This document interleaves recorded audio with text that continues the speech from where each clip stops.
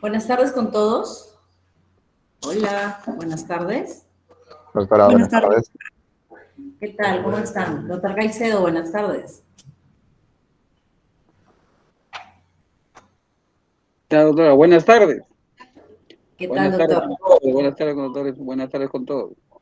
¿Qué tal, doctor? Nos encontramos por aquí. Bueno, ¿esperamos unos minutos más para empezar o empiezo?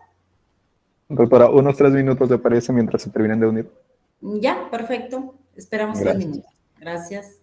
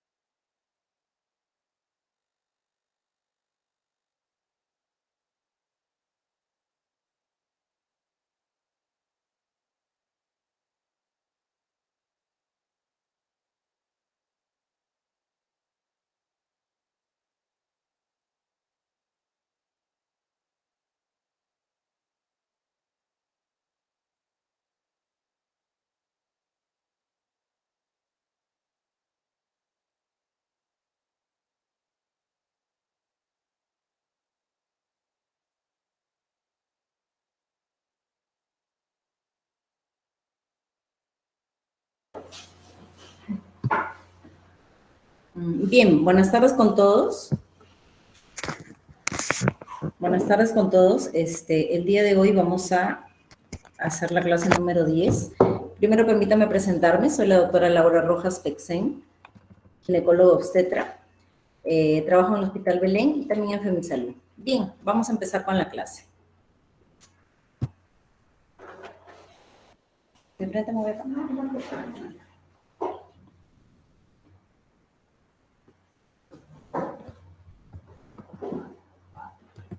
No está presentando.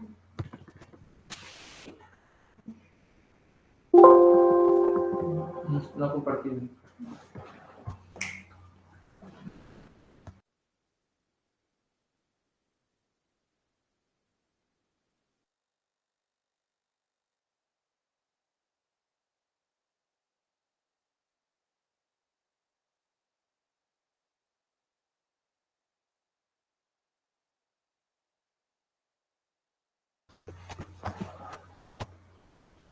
Listo, empezamos con la clase. Bueno, el día de hoy vamos a desarrollar el tema Fisiología de la contracción uterina, pruebas electrónicas del bienestar fetal, así como sufrimiento fetal agudo. Bien, este es un tema muy interesante. Uno, porque vamos a aprender cómo se inicia lo que es el trabajo de parto, ¿no? en cada una de nuestras gestantes. Además de ello, acompañado de las pruebas de bienestar fetal, que nos van a permitir ver si es que nuestro bebé está en perfectas condiciones para que se dé el parto, ¿no? Bien vía vaginal o vía cesárea, ¿no? Y con esto nos van a permitir ver también si es que hay un sufrimiento fetal ya sea de forma aguda o crónica. Bien, entonces iniciamos con lo que es la fisiología de la contracción.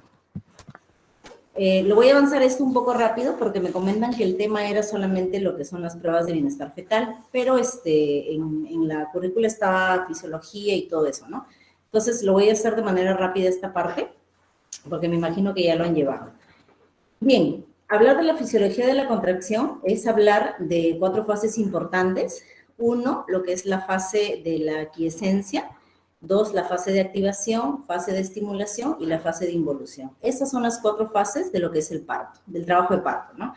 Entonces, la fase de quiescencia, por ejemplo, es la fase preliminar al parto, ¿no? Donde hay una falta de respuesta contráctil, es decir, acá va a haber un ablandamiento uterino, ¿no? Y esto es hasta el inicio del parto. Luego tenemos la fase 2, que es la fase de activación, donde es la preparación para el trabajo de parto. Aquí va a haber lo que es la maduración del cuello uterino. En la fase 3 es la fase de estimulación. La fase de estimulación ya es donde se van a dar los procesos del parto, ¿no? Entonces, acá va a haber ya, o va a iniciar ya lo que es la contracción uterina, la dilatación del cuello, la expulsión fetal y la placenta, es decir, las 3 etapas del trabajo de parto, ¿no? Y finalmente la fase 4 ya es la involución, es decir, es la recuperación de la parturienta, ¿no? En todo sentido, ¿no? Es decir, involución uterina, ¿no? Y todo eso. Bien, seguimos entonces. Dentro de lo que es la fisiología de la contracción tenemos los procesos fisiológicos y bioquímicos que regulan el parto. Estos procesos se basan en teorías, ¿no? Y las teorías básicamente se fundamentan 2, ¿no? La primera, que es la pérdida funcional de los factores que mantienen el embarazo, en primer lugar. Y en segundo lugar, la segunda teoría que se postula son la síntesis de los factores que inducen el parto. Bien, pero básicamente acá va a haber una acción miometrial que va a estar mediada por varios factores. Tenemos, por ejemplo, las consideraciones anatómicas y fisiológicas de la madre, ¿no? En segundo lugar, la regulación de la contracción y relajación de células miometriales, que vamos a ver también cómo se va a dar. Las interacciones de actina y miosina, receptores de la superficie celular, uniones intercelulares miometriales, así como la intervención del calcio intracelular, ¿no? Que como vamos a ver es fundamental. Al final va a haber preguntas, así que no se preocupen, vayan anotando sus dudas. Dentro de la fisiología, como ya había mencionado, están las 4 fases, ¿no? del parto. Ya habíamos hablado de la fase 1, que es la quiescencia, la fase 2 es la fase de activación, fase 3 estimulación y fase 4 involución, ¿no? Esto tenerlo claro. Entonces acá tenemos en esta línea lo que es la actividad uterina y en esta otra las fases del parto, ¿no? En la fase 3 es donde se va a dar el parto y cada una de estas hormonas son las que van a intervenir en cada una de las fases. Por ejemplo, en la fase de quiescencia está la presencia de progesterona, prostaglandina, relaxina, el óxido nítrico, ¿no? En la fase de activación tenemos acá el estrógeno, progesterona, va a haber también el estiramiento uterino, ¿no? Porque acá ya va a empezar la activación para el trabajo de parto, la relaxina, cambios de composición del proteoglutano y presencia de prostaglandinas también, ¿no? En la fase 3 es la fase de estimulación, ¿no? Al ser una fase estimulante, vamos a tener acá ya la presencia de oxitocina, ¿no? Que como sabemos es un uterotónico, ¿no? básicamente. La presencia de prostaglandinas, ¿no? La relaxina también. Y en la fase 4, que es la fase de lo que es involución, tenemos también la presencia de oxitocina, sigue presente, y la activación de las células inflamatorias, ¿ya? Acá para señalizarlo mejor y lo puedan observar. ¿Sí? ¿Se observa? ¿Sí?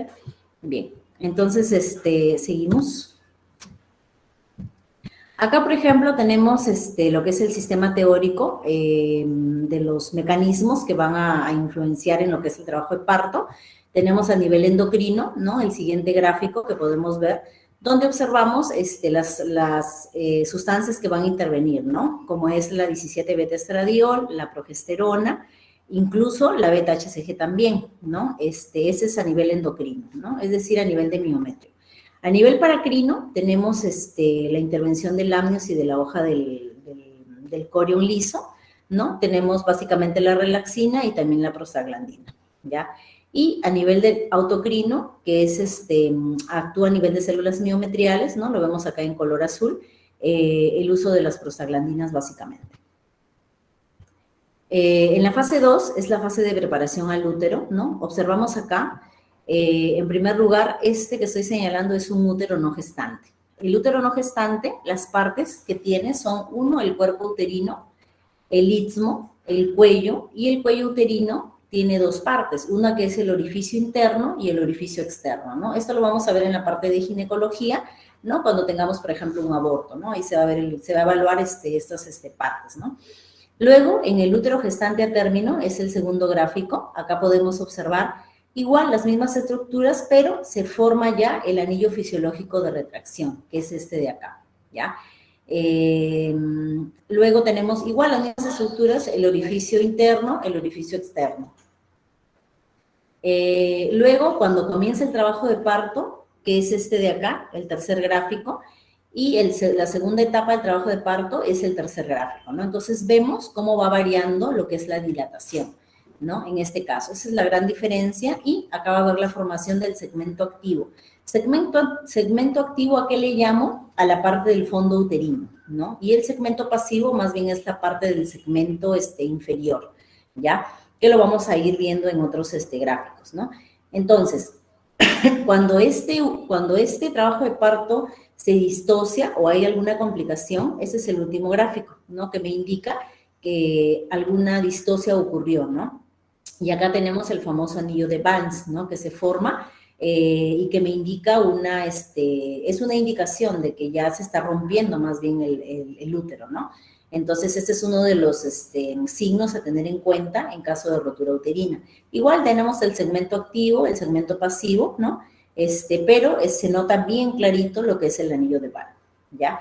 Y acá vamos a ver un gráfico. Este es un caso real de una gestante que tuvimos en la emergencia, ¿no? Que llegó con el famoso anillo de Vance, que es lo que vemos acá, que es como un hundimiento, o lo conocemos también comúnmente nosotros como un 8, ¿no? Se forma como un 8 en la pancita de la mamá y ya sabemos que nos indica que es la rotura uterina. O sea, esto de acá vendría a ser el anillo de Vance, que lo estamos viendo en el gráfico de acá, ¿ya?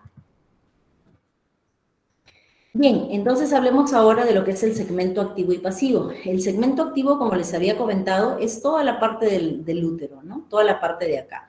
Esta parte es la que contiene las células miometriales, entonces es la parte donde va a haber la mayor fuerza para que, o sea, va a ejercer la mayor fuerza para que el feto pueda salir, ¿no? Para que el feto pueda descender, mejor dicho. El segmento pasivo es el que le sigue, ¿no? Es parte del segmento inferior, ¿no? Es el que tiene menor fuerza, tal como lo indican acá estas flechitas, ¿no? Ese es un gráfico de lo que es cada uno de los segmentos. Como les había comentado, ¿no? La fuerza se va a dar en la parte del segmento activo, ¿no? Es decir, en el fondo uterino, ¿no? Y esa fuerza va a ser una fuerza que va hacia abajo, ¿no? Como podemos ver acá. Además, como indican estas flechitas de acá, la fuerza o las contracciones van a salir de acá, de la parte de los cuernos del útero, ¿no? Y se va a dar hacia la expulsión, pues, ¿no? Vemos acá como primero está cerrado, ¿no? El orificio cervical que habíamos conversado está cerrado, acá ya va aperturando y acá ya pues obviamente se abre totalmente, ¿no? Por la misma fuerza que ejerce el útero en el momento de la contracción.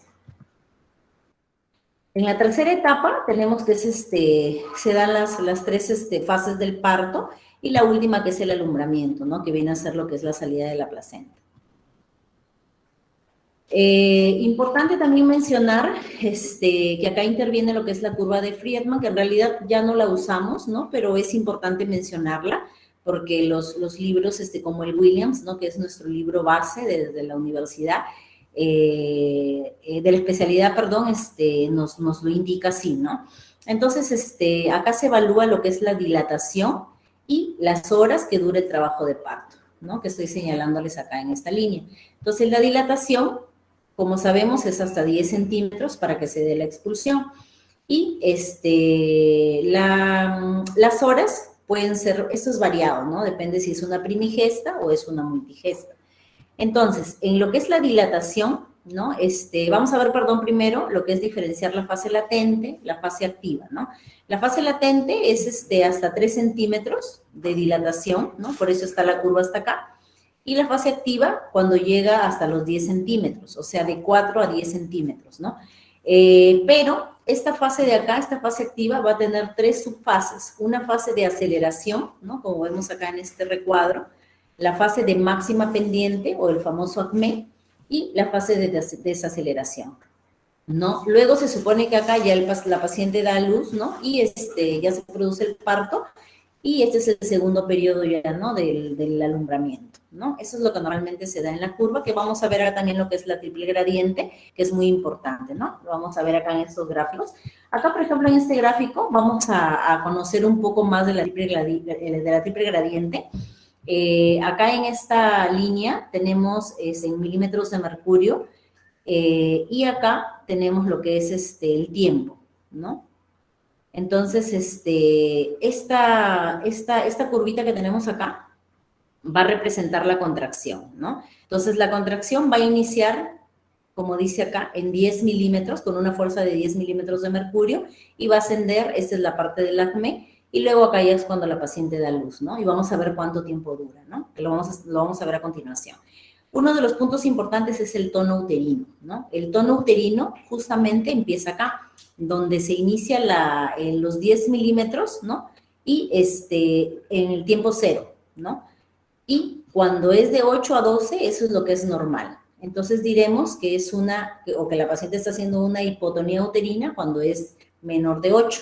Y cuando es mayor de 12, es una hipertonía uterina, ¿no? Que eso lo vamos a ver más adelante en la práctica también, ¿no? Otra cosa importante es la duración, ¿no? Habíamos hablado del tono, ¿no? Habíamos hablado del tono, y la duración se refiere al tiempo. El primer tiempo, por ejemplo, hasta que llegue la contracción al ACME, demora 50 segundos. Esa es la fase contráctil, ¿no? Luego existe una fase de relajación, ¿no? Que es la de acá, que también dura 50 segundos. Luego viene primero la fase de relajación rápida y luego la fase de relajación lenta. La fase de relajación lenta dura 100 segundos. O sea, en total es 200 segundos, ¿no?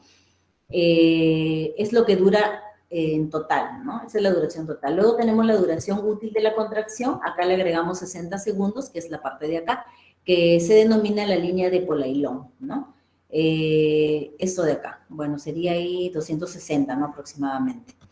Bien, luego tenemos lo que es la intensidad. Entonces estamos valorando lo que es el tono, la duración, ¿no? En tiempo, y lo que es la intensidad. La intensidad va desde el tono, desde los 10, hasta lo máximo es 50. Por eso es que acá te detallan los valores normales, ¿no? Que son de 30 a 50. Por debajo de 30 está haciendo una hiposistolia, y por encima de 50 está haciendo una hipersistolia, ¿no? Esas son las cosas que yo debo valorar en mi paciente para ver si es que el paciente progresa bien para un trabajo de parto normal, ¿no? Un trabajo de parto vía vaginal.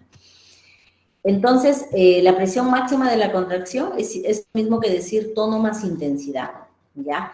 Y por otro lado tenemos la frecuencia, ¿no? Esta es una contracción, ¿no? Como podemos observar acá, esa es la gráfica de la contracción. Y ojo, es en 10 minutos. Esto lo vamos a ver en las pruebas que voy a presentar a continuación, las pruebas de bienestar fetal. Demora 10 minutos y lo normal es que tengamos de 3 a 5 contracciones en 10 minutos.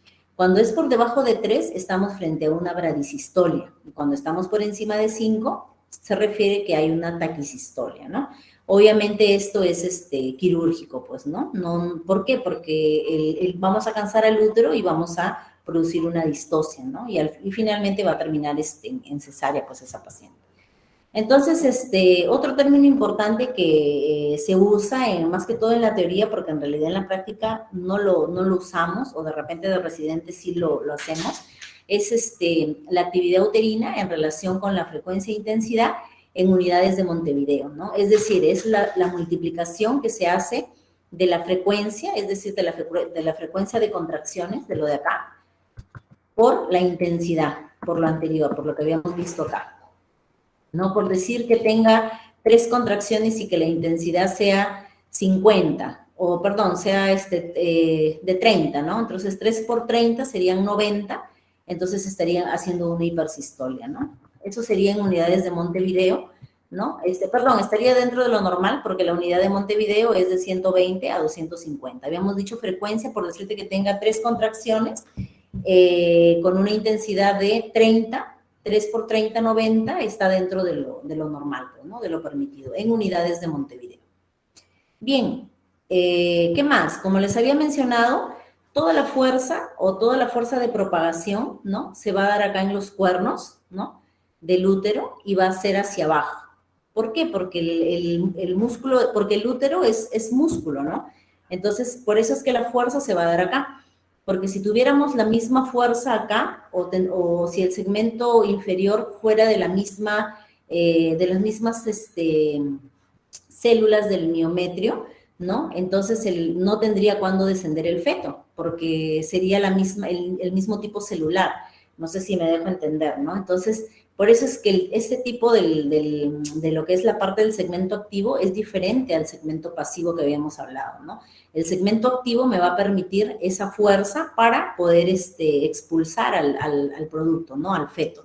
Entonces, todo va a ir así como indican las flechas, de forma, va a descender, ¿no? ¿Y a qué velocidad va a ir? 2 centímetros por segundo, y el útero, todo el útero en total en 15 segundos, ¿no? Es el tiempo que lo pone, ¿no? Ahora, la propagación, como les decía, mientras más sea la velocidad, la velocidad, menor va a ser la intensidad y menor va a ser la duración. Y justamente a eso se le llama la triple gradiente, ¿ya?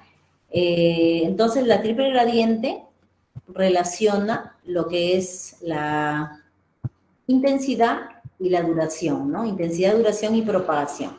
Eso lo vemos acá, ¿no? La triple gradiente, la propagación, que es descendente, ¿ya? O sea, va hacia abajo, la intensidad, que es lo normal de 25 a 45, y la duración, que es de 60 a 90, ¿no?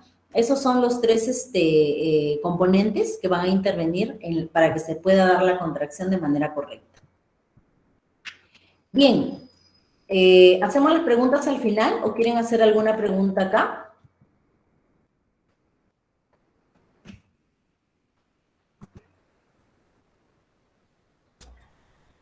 Doctora, creo que al final. Ya, perfecto.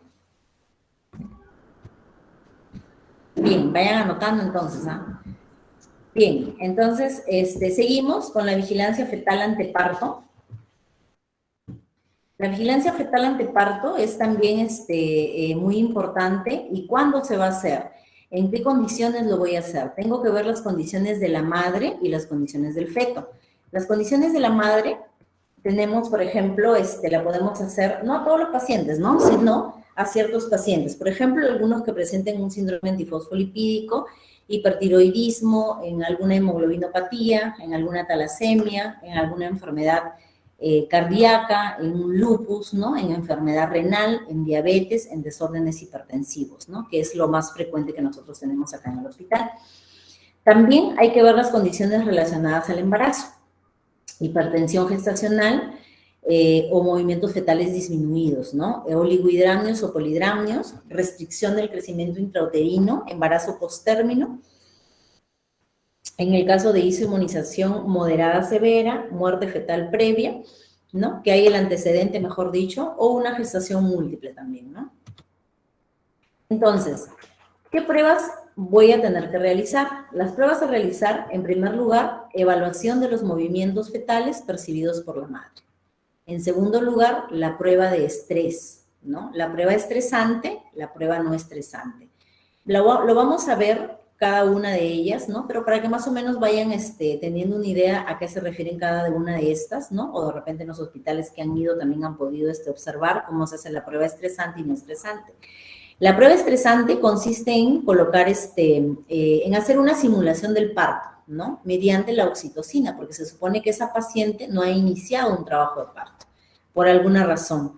Entonces, se le simula el parto colocándole la oxitocina, lo que habíamos hablado del cloruro, colocarle la oxitocina, eso es lo que hacemos, ¿no? Entonces, se hace eso, ¿no?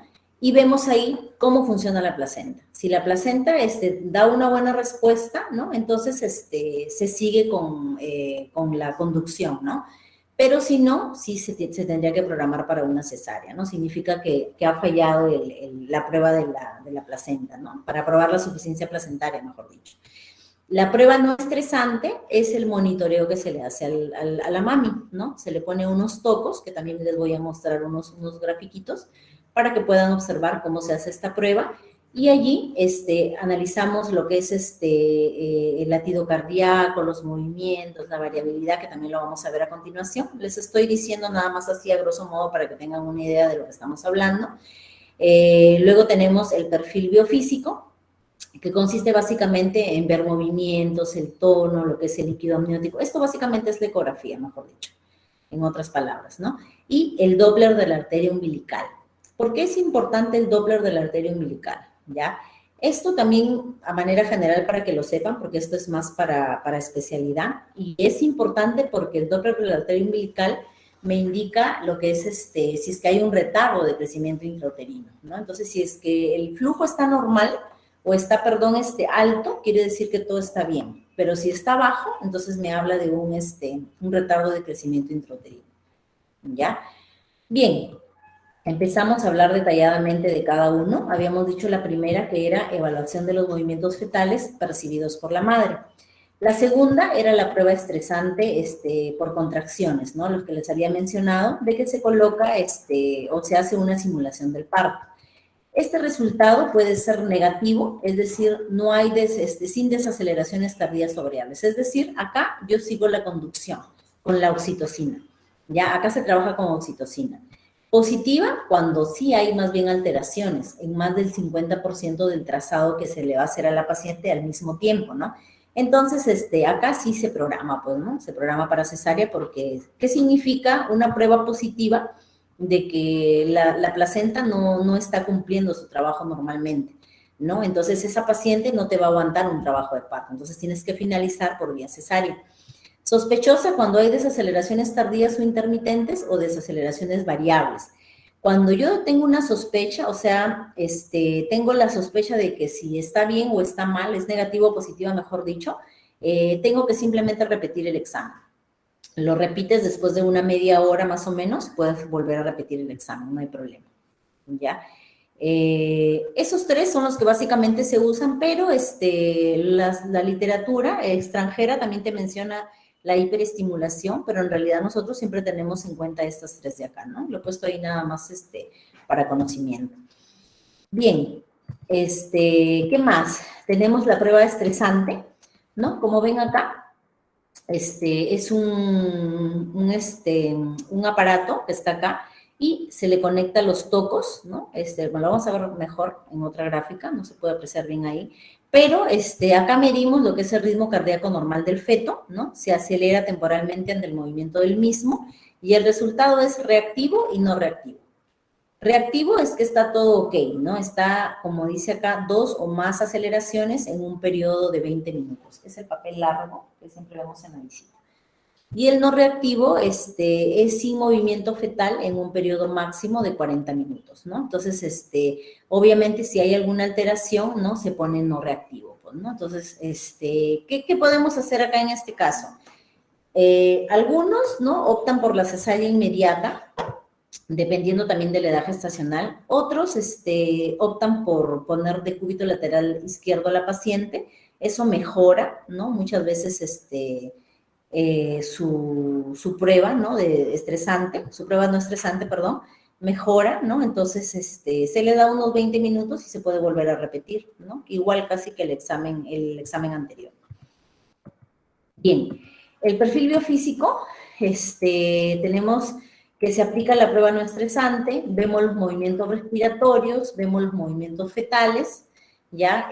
Debemos, por ejemplo, tener movimientos respiratorios, 1 o más episodios de movimiento fetal rítmico de 30 segundos o más en 30 minutos, ¿no? Movimientos fetales, que son de 3 o más movimientos fetales en 30 minutos, el tono fetal, ¿no? Eso se puede ver en la ecografía, ¿no? Y sobre todo el volumen de líquido amniótico, ¿no? Un volumen de líquido amniótico, empezamos con 18 y esto va disminuyendo conforme avanza la edad gestacional, ¿no? Decimos que es, o se considera oligo cuando es de 7, y cuando es, obviamente está en 0, pues diremos que es un anidramus, ¿no? Entonces, todo eso se tiene en cuenta para determinar el perfil. Bien, les había mencionado también la arteria, el Doppler de la arteria umbilical, ¿no? Y les había, pues, mencionado de que esto, más que todo, es para ver lo que es para determinar retardo de crecimiento intrauterino, ¿no? Lo normal es que esté alta. Si está alta, quiere decir que todo está ok, la velocidad de flujo, ¿no? Pero si está baja, ya me habla de un retardo de crecimiento, ¿no? Y ese retardo de crecimiento puede ser algo crónico, ¿no? No es que recién le esté pasando al paciente, sino que de repente no ha tenido también los controles adecuados, pues, ¿no? Bien, las pruebas electrónicas de bienestar fetal, que ya las hemos mencionado en realidad, es lo mismo. Bien, acá, por ejemplo, ¿no? Esto sí es importante. Hay que tener en cuenta de que el bebé también pasa por un estado de vigilia, ¿ya? O sea, no es que el bebé se tiene que estar moviendo constantemente, sino que va a tener un estado de sueño, ¿ya? Que son de 20 hasta 75 minutos, ¿no? Porque a veces la mamá se alarma o te llega la emergencia justo a las 3 de la mañana y te dice, mi bebito no se mueve. Claro, pues porque está durmiendo, ¿no? Tiene también un derecho a dormir. Entonces, importante los ciclos de sueño, ¿no? Pero tenemos que saber por cuánto tiempo, pues obviamente no va a estar un día sin moverse, ¿no? Entonces, acá nos dan este dato, ¿no? Estos datos son de la escuela europea y también de la ACOC, toda la información que les estoy presentando. Entonces, los ciclos de sueño que son de 20 hasta 75 minutos para que tengan en cuenta, ¿ya? ¿Qué más? Los fetos pretérmino, es decir, menores de 34 semanas, ¿no? Más o menos es de 23 minutos en promedio, ¿no? O sea, los bebés pequeños son los que más se tienen que mover, ¿ya? Entonces, si es que no tengo movimientos fetales, obviamente puede haber una muerte fetal, ¿no? Por lo que tengo que hacer el monitoreo correspondiente. Por eso viene la mamá, pues obviamente tú le entiendes porque se preocupa, ¿no? Pero también sabes que hay un estado de vigilia, ¿no? Pero igual le puedes hacer su monitoreo, ¿no? O pasarle el Doppler simplemente y escuchar los latidos, pues, ¿no? Bien, seguimos.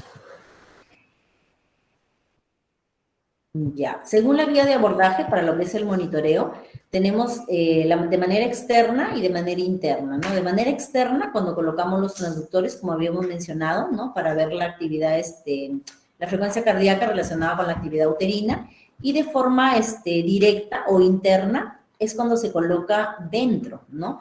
Pero en realidad esto ya no lo hacemos, ¿no? Lo de acá no lo hacemos, lo de acá sí, hasta ahora lo seguimos practicando. Bien. Y el monitoreo, ¿cómo lo vamos a hacer? Con la ayuda del cardiotocógrafo, ¿no? El monitoreo electrónico fetal, ¿no? Que es un equipo que presenta dos canales, lo que es el cardiotransductor y el tocotransductor. El cardiotransductor, que es esto de acá, lo que te arroja el papelito con el gráfico, ¿no? Y estos son los tocos, estos de acá.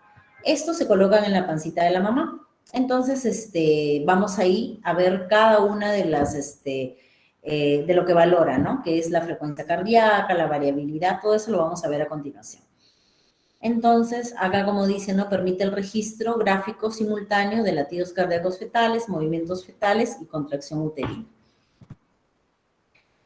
Entonces, el monitoreo electrónico fetal tiene para estudiar 6 partes importantísimas. Uno, lo que es la línea base, que lo que te va a valorar es la frecuencia cardíaca o el latido cardíaco fetal, la variabilidad, las aceleraciones, las desaceleraciones, los movimientos fetales y la dinámica uterina. Esos 6 parámetros son los que te va a evaluar.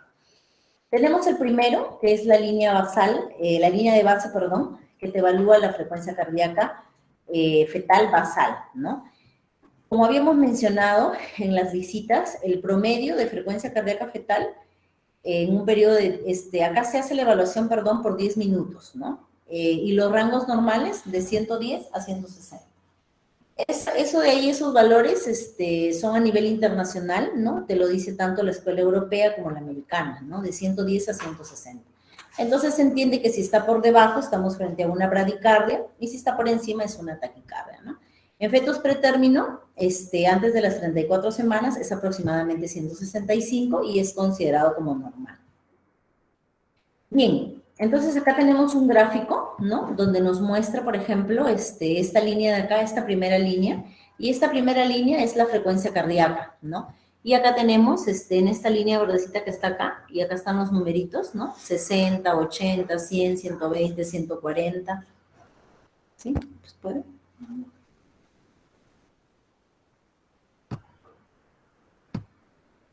Ahí está para que lo observen mejor, ¿no? Tenemos la frecuencia cardíaca, 60, 80, 100, 120, 140, 160, 180, 200, ¿no? Entonces, en este recuadrito de color amarillo podemos observar que mi frecuencia cardíaca se mantiene en 160, ¿no? Está acá, 150, sube, está entre 160 y 140, ¿no? Hasta acá, ¿ya? Acá sí, por ejemplo, miren este pico se va hasta 180, ¿no? Esa es la línea base, ojo, esa es la línea base.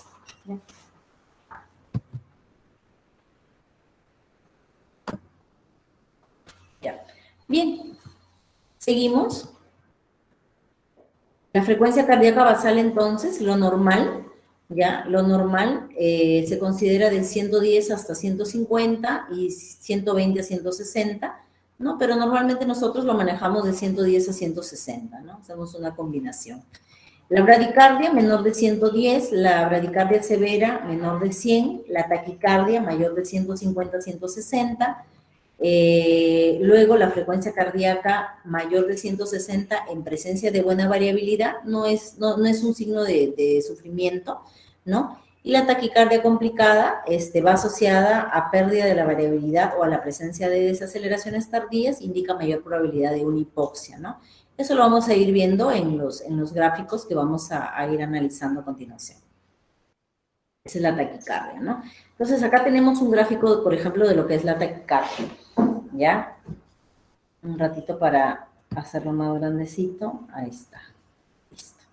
Entonces, acá podemos observar, ¿no? Como habíamos dicho, acá nos indica la frecuencia cardíaca, ¿no? Tenemos acá 60, 80, 100, 120, 140, 160. Hemos dicho frecuencia, hemos dicho taquicardia mayor de 160. Este paciente, por ejemplo, esta pacientita que se le está haciendo su monitoreo, va hasta 180. Miren cómo se mantiene, ¿no? Y estos cuadritos obviamente nos permiten darnos cuenta, ¿no? En dónde se mantiene. Y se mantiene en 180.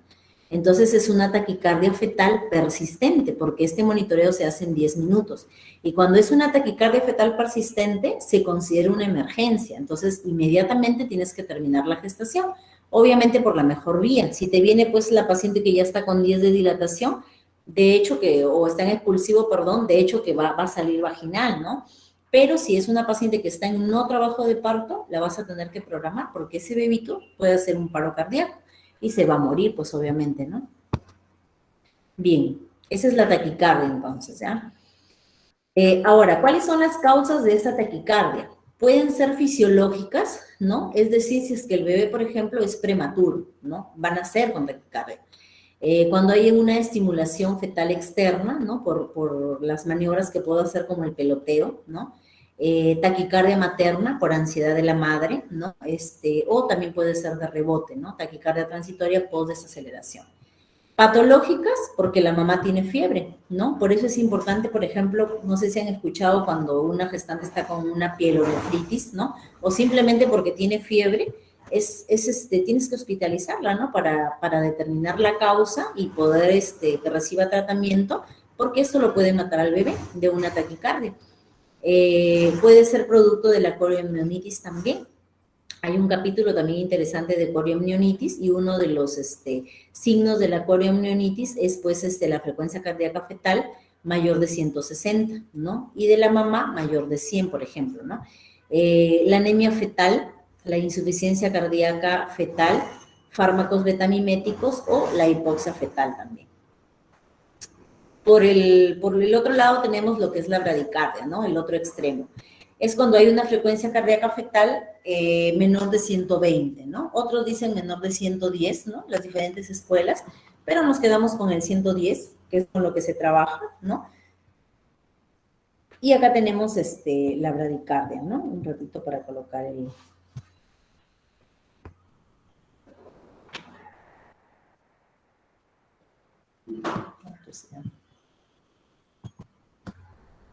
Entonces acá, por ejemplo, podemos observar igualito, ¿no? La frecuencia cardíaca 60, 80, 100, 120, 140, 160, 180, hasta 200. Y vemos acá cómo en esta línea base, ¿no? Que la línea base es esta de acá, vemos el latido cardíaco cómo va cayendo, ¿no? Mira, llega hasta acá, llega hasta 80, ¿no? Mira acá, llega hasta 60, llega hasta 60, ¿no? Entonces, eso es una bradicardia, por ejemplo, ¿ya? ¿Y cuáles son las causas de la bradicardia? Uno, fisiológicas, sueño fetal profundo, ¿no? Un niño dormilón. Por compresión cefálica también, ¿ya? Y luego las patológicas, tenemos cardiopatías fetales, ¿no? Bloqueo cardíaco, por un lupus, por algún tipo de fármaco que a veces la paciente usa, ¿no? Por una hipertonía uterina. Es decir, alteración en el parto, ¿no? Lo que habíamos hablado de la triple gradiente, todo eso. La preeclampsia severa sobre todo, ¿no? Hipoxia, asfixia, acidosis fetal. Ahora, tenemos otro término también que es la variabilidad, ¿no? La variabilidad es la oscilación o fluctuación de la frecuencia cardíaca alrededor de la línea base, es decir, la amplitud. Hemos visto nosotros la línea base, ¿no? Ahorita vamos a ver lo que es la variabilidad. Y está controlada por el sistema nervioso autónomo, por lo tanto, su presencia indica la integridad del mismo, ¿ya? La variabilidad se mide en 1 minuto y se debe realizar por lo menos 3 mediciones en diferentes segmentos para obtener un promedio confiable, ¿ya? O sea, cuando me dan para leer el monitoreo total, ¿no? Final. Ahora, la escuela europea, ¿qué te dice? Que existen diferentes patrones, ¿no? Tenemos el patrón silente, tenemos el patrón reducido, el normal y el saltatorio. El silente de 0 a 5, el reducido de 5 a 10, el normal que es de 10 a 25 y el saltatorio mayor de 25, ¿no? Y acá están los gráficos, ¿no? Ese es el silente, ¿no? El reducido, el normal, o sea, esto es lo que vamos a ver nosotros normalmente, ¿no? Y el saltatorio, ¿ya? Y lo vamos a ver acá en un grafiquito.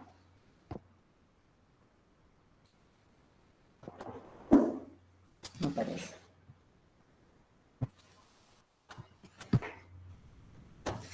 Ya, acá podemos apreciar, por ejemplo, ahí está, ahí creo que se observa mejor. Acá podemos observar, ¿no? La variabilidad normal, ¿no? El patrón normal que les acabo de mostrar, ¿no?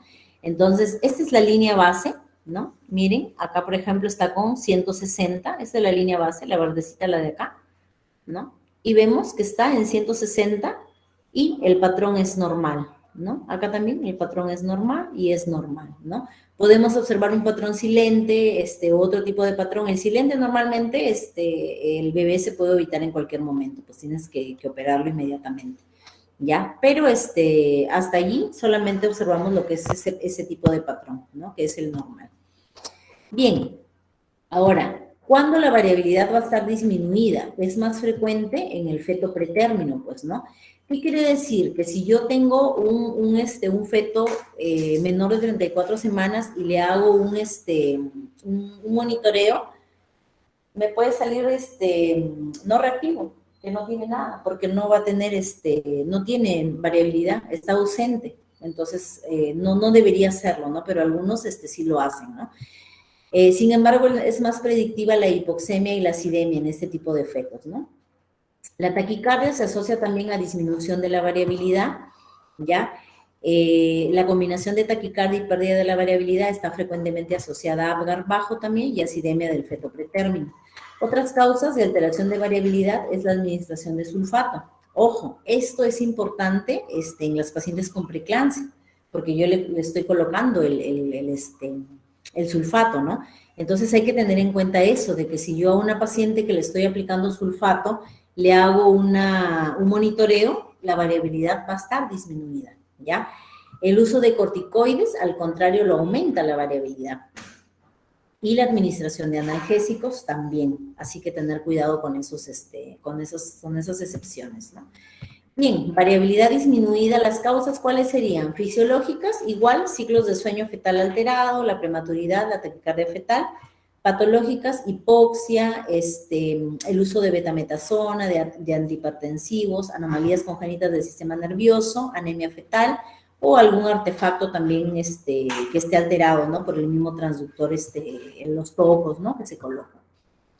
Entonces acá tenemos una variabilidad disminuida. Creo que sí se nota. Tenemos una variabilidad disminuida, por ejemplo, ¿no? Lo que habíamos visto, ¿no? Igualito. Este es acá están los latidos cardíacos, 60, 80, 100, 120, 100, van de 20 en 20.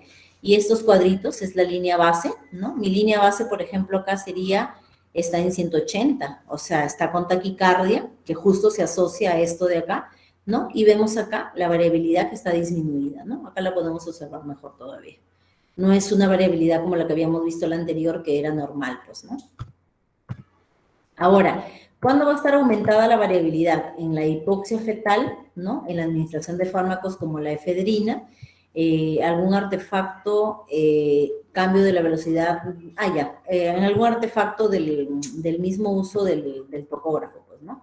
Ahora, otro término son las aceleraciones. Las aceleraciones, puede haber un aumento brusco de la frecuencia cardíaca, que puede ser mayor de 15 o mayor de 10, ¿no? Con una duración de 15 o de 10 segundos y menor de 2 minutos.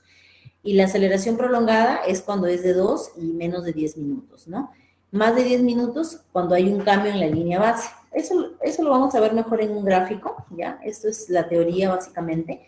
Más de 2 aceleraciones en 20 minutos tienen una sensibilidad del 97% para predecir un Apgar a los 5 minutos y mayor de 7, ¿no?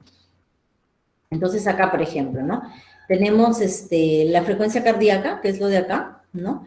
Esta es nuestra línea base, por ejemplo, ¿ya? Esa es nuestra línea base y vemos acá cómo más bien está aumentada lo que es la aceleración, ¿no? Vemos acá que está aumentada. ¿Y cómo nos damos cuenta? Por los cuadritos, pues contamos los cuadritos. Por eso ahí te hablan de 10, de 20, ¿no? A eso se refiere. Y en el tiempo, obviamente, ¿ya? Los latidos y en el tiempo. ¿Qué más? Las desaceleraciones es la disminución transitoria de la frecuencia cardíaca fetal que debe cumplir 2 parámetros principalmente. Tener 15 latidos o más por debajo de la línea base. Ya, ojo, de la línea base. Durar más de 15 segundos y menos de 10. Y además acá existen los famosos DIPS, ¿no? No sé si habrán escuchado también. DIPS 1, que se refiere a las patologías tempranas. DIPS 2, las tardías. Y el 3 es una combinación prácticamente de los dos, que lo vamos a ver, ¿ya?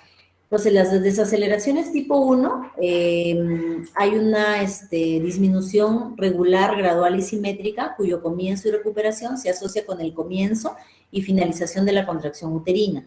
Todo esto de acá lo van a ver en un gráfico, así que no se compliquen.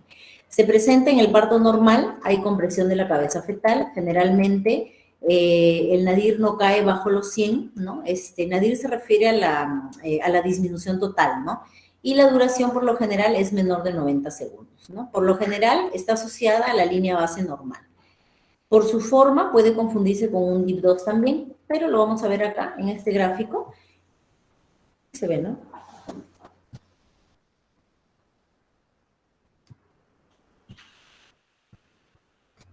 Excelente.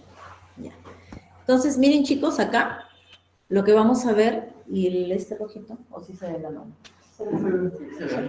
Bien, entonces, como vemos, la parte de acá, que es el latido cardíaco, miren, acá viene la caída, la desaceleración, y esa desaceleración coincide con la contracción, con la línea de abajo.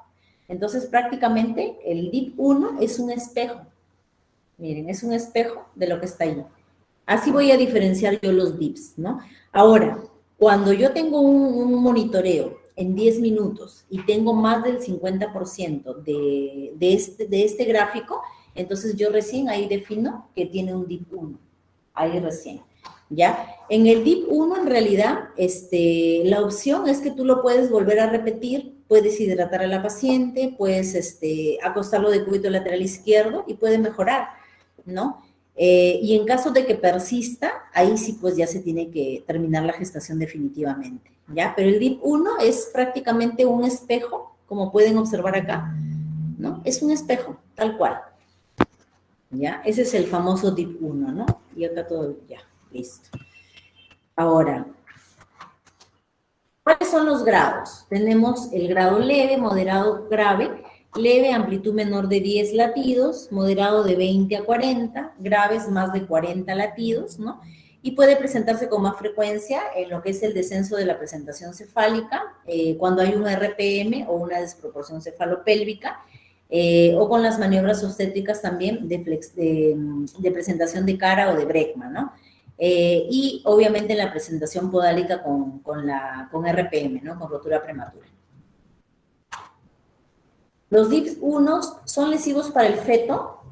Vamos a ver lo siguiente. Si se repiten con cada contracción, obviamente que sí. Si duran más de 90 segundos, a más, ¿no? Y si se encuentra el latido debajo de 100 también, ¿no? O sea, tener una gráfica de DIP 1 y encima tener cualquiera de esas características sería un indicativo, pues, para una cesárea, pues, ¿no? Porque aparte esto sería asociado a una radicardia también, ¿no? Ahora, en estos casos se puede lesionar el cerebro, ¿no? Y dejar, pues, secuelas neurológicas, ¿no? Entonces es mejor terminar siempre la gestación. Esa es la de tipo 1, ¿no? El DIP 1. Las de tipo 2, alteración del intercambio gaseoso útero-placentario, ¿no? Es decir, va a haber una insuficiencia placentaria que nos conlleva un sufrimiento fetal. Generalmente están asociadas a la línea base alta o taquicardia, y están asociadas también a hipoxia fetal. Y acá observamos el gráfico.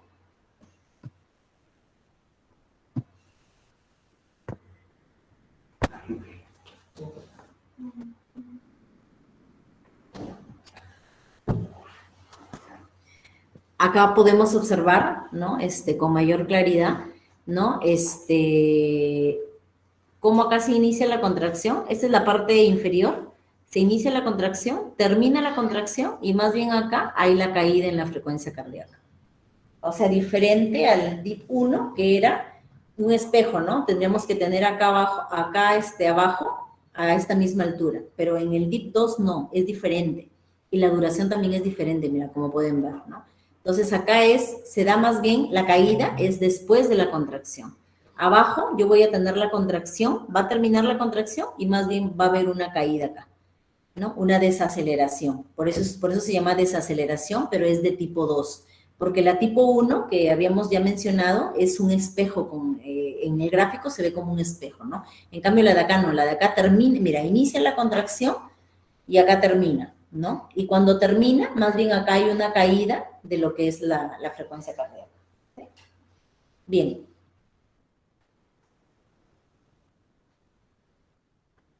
Ahí está. Acá, por ejemplo, en este gráfico, ¿no? En este gráfico podemos observar, a ver, ¿cuántas caídas hay? Acá vemos, miren, 1, 2, 3, 4, 5, 6, 7 contracciones, ¿ya? ¿Y cuántas caídas vemos? Miren, contracción, termina la contracción y acá vemos una caída. No es un espejo como el DIP 2, como el DIP 1, perdón, sino, miren, una caída. Acá, otra caída, 2 caídas. Acá, miren, después del pico viene acá el otro. Otra caída, 3 caídas voy viendo. Acá, 4 caídas y acá 5 caídas. Acá ya ni qué pensarlo, pues, ¿no? O sea, es más del 50% del monitoreo. Lo operas de frente, ¿ya para qué? Pues no vas a esperar más tiempo. Ese es el DIP 2, ¿ya? Ese es otro gráfico del DIP 2, miren, ¿no? Para que pongan en práctica, por ejemplo, ¿no?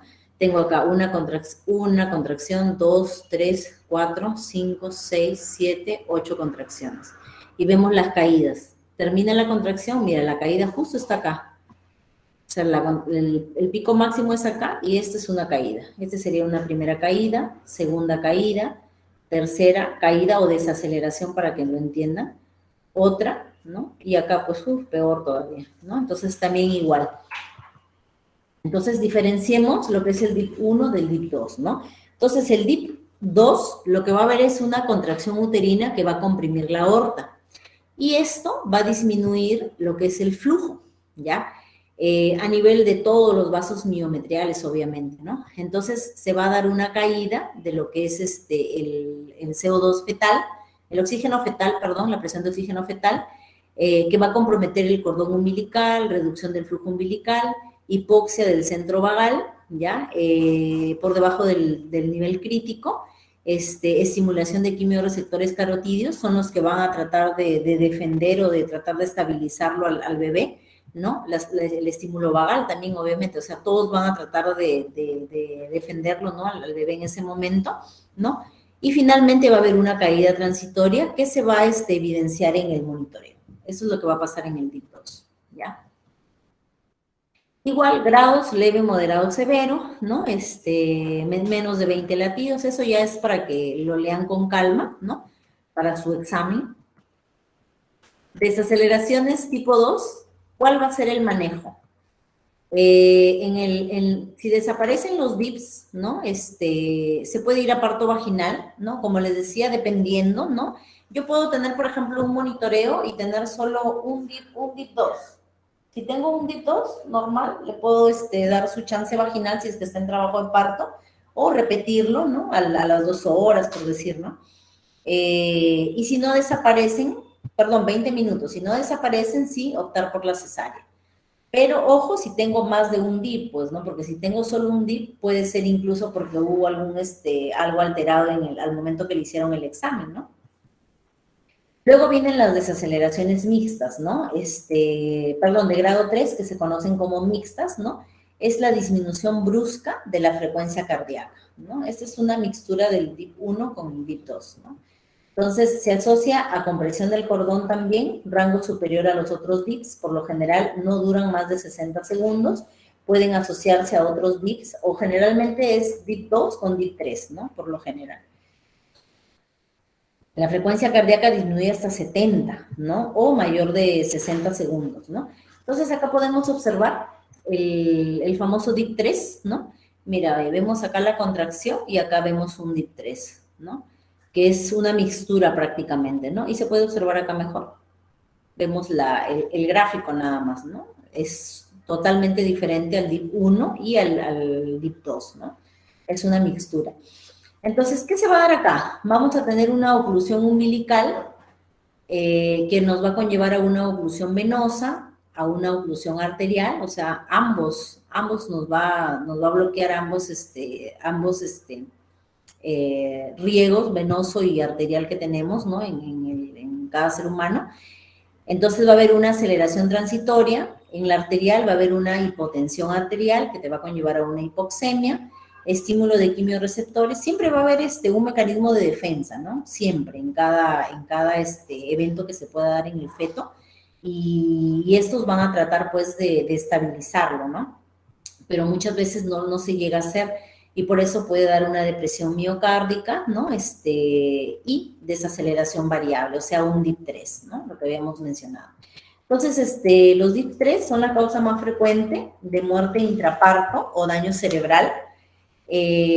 Pueden producir paro cardíaco, repetidas y prolongadas, más disminución de la variabilidad o taquicardia, son de mal pronóstico y requieren una cesárea de urgencia, ¿no? Tanto el DIP 2 como el DIP 3, básicamente, ¿no? El DIP 1 como que todavía se puede manejar, ¿no? Bueno, esto de acá es más que todos los fundamentos para que sepan por qué se debe hacer el NST, ¿no? Y lo debo hacer, bueno, esto no era tan importante, en realidad lo puse. Ya, indicaciones del NST, ¿no? Que es lo que les interesa a ustedes, ¿no?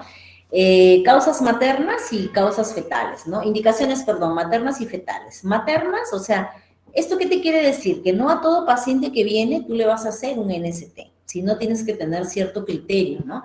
Entonces, acá te menciona, por ejemplo, ¿no? Una paciente que tiene una hipertensión.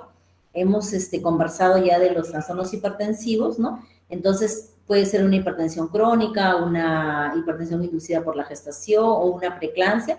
A ella le voy a hacer NST. O sea, no a toda la que venga le voy a hacer NST, ¿no? A una diabética, por ejemplo, también debo hacerle su NST. A una paciente que tiene anemia, una enfermedad cardíaca, ¿no? Enfermedades autoinmunes, ¿no? Del colágeno, alguna que tenga una enfermedad renal, por decir, ¿no? O alguien, por ejemplo, que tiene un antecedente de óbito también es importante hacerle, o una mamá ansiosa, ¿no? Esas son las peores pacientes. Entonces, hazle, pues, ¿no? No pierdes nada con hacerlo. En el fetales, ¿por qué? Porque la mamá te puede decir, no siento los movimientos de mi bebé, ¿no? O tú le pones la manito 10 minutos y cierto, pues no lo sientes, ¿no? Puede ser que esté en un estado de vigilia, como había mencionado, pero mejor le haces, pues, ¿no? Cuando hay sospecha de RCIU, ¿no? Acá hasta le puedes hacer una eco para ver lo que es el Doppler de arterias, como había mencionado primero, ¿no? Para ver si hay un RCIU. Frecuencia cardíaca anormal por auscultación, en un embarazo múltiple, ¿no? De todas maneras, hacerlo. Si hay una isoinmunización, RH, una amenaza de parto pretérmino o una pérdida de líquido, ¿ya? Un RPM en pretérmino, ¿no? Hacerlo de todas maneras. ¿Cómo se realiza? La paciente bien contenta llega a hacerse su monitoreo. El ayuno no mayor de 2 horas, por eso es que más bien por el contrario se les da de comer un chocolate con algo, no un líquido, no un frugo, para poder hacerle, porque necesita más bien glucosa para que pueda salir bien ese examen.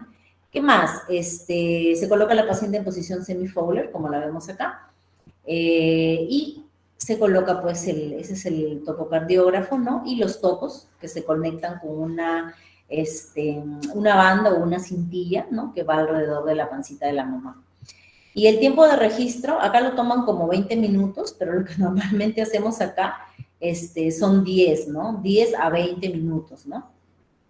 Y si hay alguna alteración, le hacemos que se ponga de cúbito lateral izquierdo, ¿no? Como sabemos, para mejorar el flujo sanguíneo, ¿no? Bien, otras cosas que podemos hacer en el momento de realizar el monitoreo, ¿no? Si es que por A o B tenemos, por ejemplo, alguna sospecha de que la paciente la voy a operar, ¿no? No le hago que coma, sino le puedo poner administración de glucosa, ¿no? La dextrosa, ¿no? Al 33%, ¿no? Se le pone eso, o se puede también hacer estimulación vibroacústica al bebé, ¿no? Se coloca como una campanita y se hace sonar para ver los estímulos del bebé, ¿ya? Esto ya lo había dicho, ¿no? ¿Cuáles van a ser los resultados? Si es reactivo o no reactivo. En realidad es más de lo mismo. ¿Ya? Eso ya lo había mencionado. Bueno, esto sí es importante. Esto según la ACOG, ¿no? Lo clasifica como un patrón el resultado, ¿no? Tranquilizador, es decir, que es un buen estado perinatal. No tranquilizador, no hay correlación con el estado perinatal. Y patrón ominoso, es decir, una muerte fetal, ¿no? El patrón no tranquilizador, ¿quiénes pueden estar ahí? La taquicardia, el otro extremo que es la bradicardia, variabilidad saltatoria, habíamos hablado de los DIP3, ¿no? Que es cesárea de urgencia, el DIP2 con variabilidad conservada, y el patrón ominoso es los dos juntos, ¿no? Como ya habíamos mencionado también, ¿no? Importante terminar en ese caso, pues, ¿no? Bradicardia severa prolongada o pérdida de la variabilidad no asociada a médica o prematura, ¿no? Este es otro tipo de clasificación, ¿no? En realidad es más detallada, ya es para lo que es la especialidad, mejor dicho, ¿no? Donde te mide la frecuencia cardíaca basal, te dice cuál es lo normal, cuál es lo sospechoso, cuál es lo patológico, ¿no? Cómo se interpreta según los resultados que obtienes, ¿no? Y qué es lo que vas a hacer. Eso es lo que te dice esta clasificación de la FIGO, desde 2015, que hasta ahora se usa, pues, ¿no? Pero a nosotros nos basta con ver si es activo-reactivo, reactivo, perdón, o no reactivo, si tiene algún tipo de DIP, eso nos interesa, ¿no? En realidad esto, cuando estamos en la residencia, sí, pues, ¿no? Nos interesa para saber, para aprenderlo, ¿no? Pero, en realidad no se usa, ¿no? Actualmente, ¿no? Esto según la FIGO del 2015. Tenemos el test de Fisher, también el modificado, que te evalúa la línea base, la variabilidad, las aceleraciones, desaceleraciones y los movimientos, ¿no? Y te da un puntaje y con eso decides también qué es lo que vas a hacer, ¿no? Entonces, acá, por ejemplo, te dicen, ¿no? Si es de 7 a 8 el puntaje, de 8 a 10, perdón, es un buen pronóstico, incierto de 5 a 7, ¿no? Desfavorable, menos de 5 puntos, ¿no? Por ejemplo, ¿no? Esto, por ejemplo, para trabajos, pues, ¿no? lo pueden usar, ¿no? Mal pronóstico cuando tiene menos de 5, ¿no? También mencionan lo que es la evaluación de bioquímica del feto. Lo he puesto solamente así de manera general porque en realidad es algo que no lo hacemos, ¿no? Lo que se hace más es lo otro, ¿no? Lo que les había mencionado, el test estresante, no estresante, la ecografía, la medición de la arteria Doppler, ¿no? Por Doppler, perdón. Eso hacemos, pero lo de acá en realidad no se hace, ¿no? Pero es importante también mencionarlo para que lo sepan de manera general, ¿no? Entonces, ¿cuándo se va a indicar la evaluación fetal ácido base? Cuando hay un registro de frecuencia cardíaca fetal con registro de frecuencia cardíaca variable o disminuida, ¿no? O un patrón silente, porque el silente es ominoso de muerte, ¿no? De muerte fetal. Líquido amniótico meconial, por ejemplo, ¿no? Acidosis materna. Las contraindicaciones, registro ominoso de la frecuencia cardíaca, infección, presentación de cara o de frente, coagulopatías, ¿no? Y la interpretación acá va a ser pH mayor de 7.25, es continuar el trabajo de parto, pero si se repite el registro y permanece sospechoso, cuando es de 7.20 a 7.25 hay que repetirlo a los 30 minutos, menor de 7.20 obtener la muestra y si es igual o inferior extraer al feto, pues, ¿no?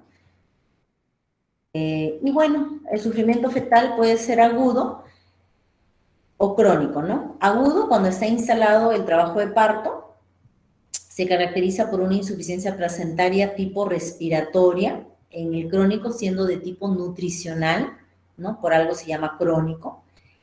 Provoca trastornos en el feto, y acá provoca trastornos, pero en el desarrollo fetal. O sea, esto se va a ver, mejor dicho, en el momento del trabajo de parto, ¿no? Pero esto ya se ha venido dando en el feto, ¿no? Y esto me puede llevar a lo que es el óbito fetal y retardo de crecimiento intrauterino, ¿no? Y la forma grave de acá, de lo que es la forma aguda, es asfixia, parálisis cerebral o muerte fetal, ¿no? Y o neonatal, ¿no? Bien, ¿alguna pregunta hasta allí? ¿Lo saco?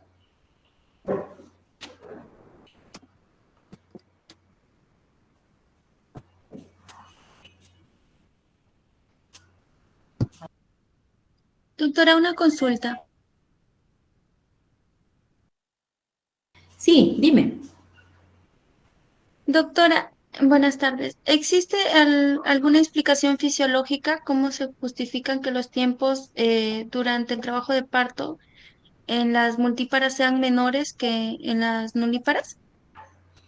En realidad no. Lo que sí sabemos es que el trabajo de parto en las primigestas es mayor que en las multigestas, ¿no? Normalmente puede durar hasta 2 días un trabajo de parto en la primigesta y en la multigesta dura menos, ¿no? Es más, los periodos del parto, ¿no? Que había mencionado, la fase latente, la fase activa, también es diferente, es totalmente diferente, es más rápido, avanza más rápido una paciente multigesta que una primigesta, ¿no? Y la explicación sería por el tipo de, bueno, porque sería ya pues su segundo bebé y obviamente ese útero ya pues ha realizado el trabajo la primera vez, ¿no? Las células miometrales estarían más acorde para un segundo parto, ¿no? Sería lo lógico pensar, ¿no? ¿Alguna otra duda? Doctora, buenas noches. ¿Podría volver a explicar el gráfico de DIP3, por favor? Ya, a ver, regresa.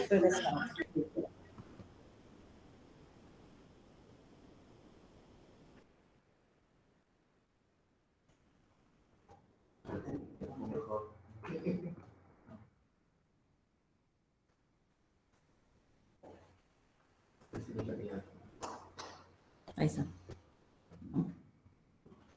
Bien, ya que pregunta su compañera el DIP 3, me imagino que ha quedado duda con el DIP 1 y el DIP 2 también. El DIP 1, como les mencionaba, y está clarito ahí en el gráfico, siempre acuérdense cuando vean esta gráfica, el DIP, ojo, DIP 1 es un espejo. Yo veo acá mi línea base, ¿no? Línea base es esto. Veo mi frecuencia cardíaca, y mi frecuencia cardíaca coincide con la contracción. Lo de abajo son las contracciones.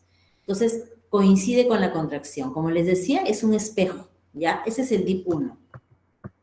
El DIP-1 es aquel que yo le voy a dar chance vaginal a la paciente o puedo volver a reevaluarla a los 20 minutos quizás, ¿no? O puede salir tranquilamente por parto vaginal.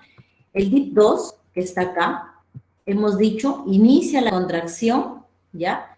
Y después que termina la contracción, entonces vamos a ver que la frecuencia cardíaca cae, o sea, va a haber una desaceleración. Ese es el DIP-2, desaceleración tipo 2, ¿no?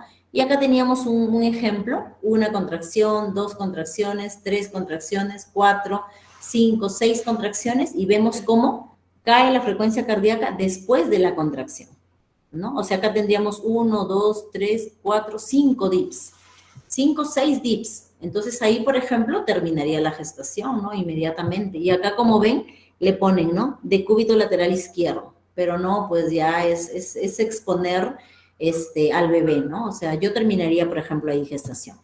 El DIP-3 es una combinación de ambos. Ese es otro gráfico del DIP-2. Y el DIP-3, ahorita viene.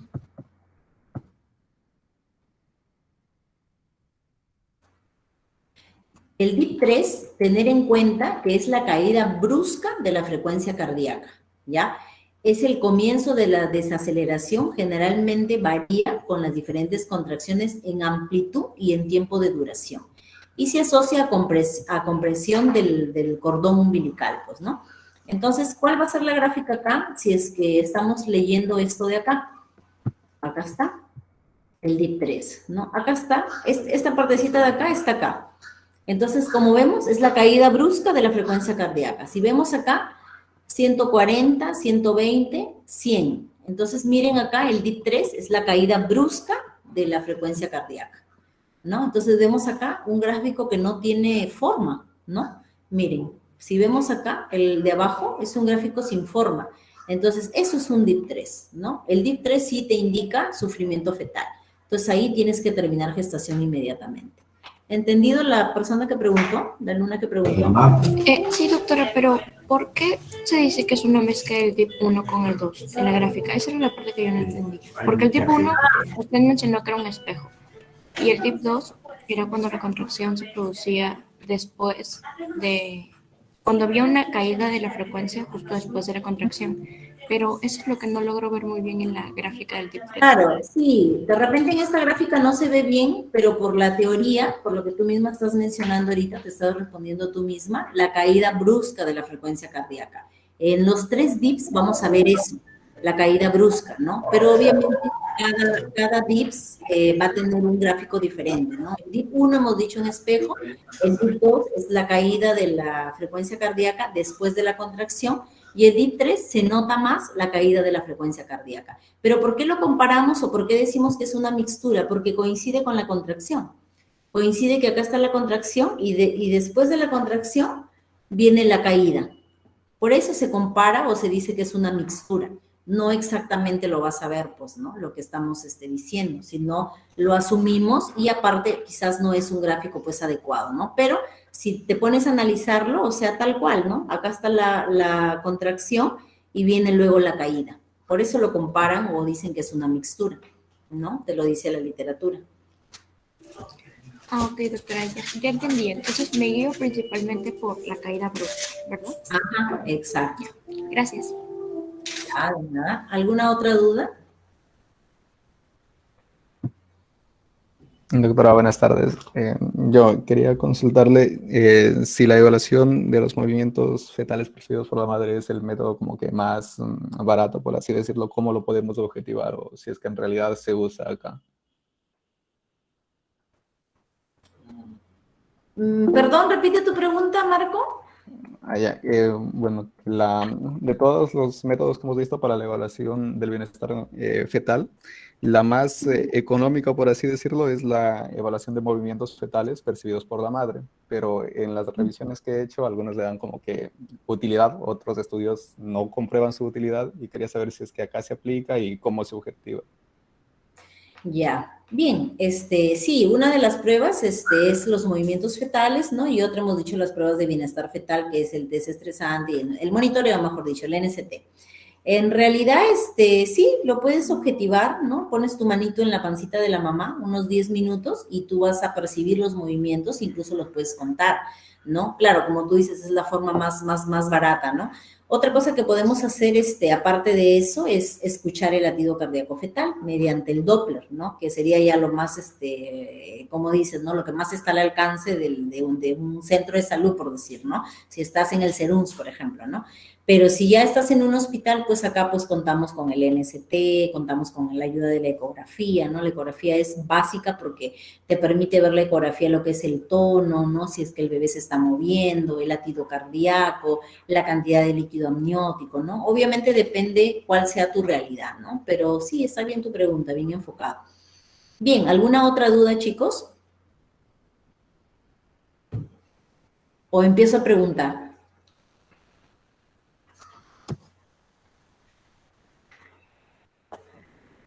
Por lista vamos a preguntar. Parece que ya no hay dudas, doctor, ya está claro todo. ¡Ah, está claro! Ay, no. Ya pues, chicos, entonces, ¿hasta ahí terminaríamos ya? Sí, doctora, eso sería todo Sí, entonces. no queda ninguna duda. Listo. Ya pues, chicos, muchas gracias y nos vemos en la próxima ponencia. Muchas gracias también, doctora. No olvide detener la grabación y de acá tiene que compartirnos sus archivos, sus diapositivas. Ya, Marco, no te preocupes, ahorita lo hago. Hasta Gracias. luego, gracias.